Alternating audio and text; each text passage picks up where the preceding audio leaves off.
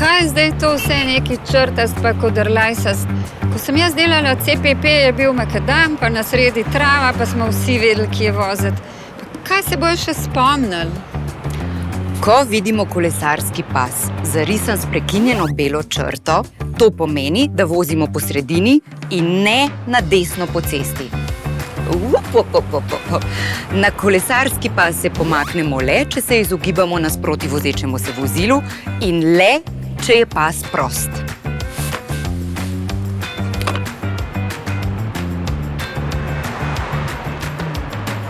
Če je na pasu kolesar, se pomaknemo za njega in za njim počakamo na prosto pot.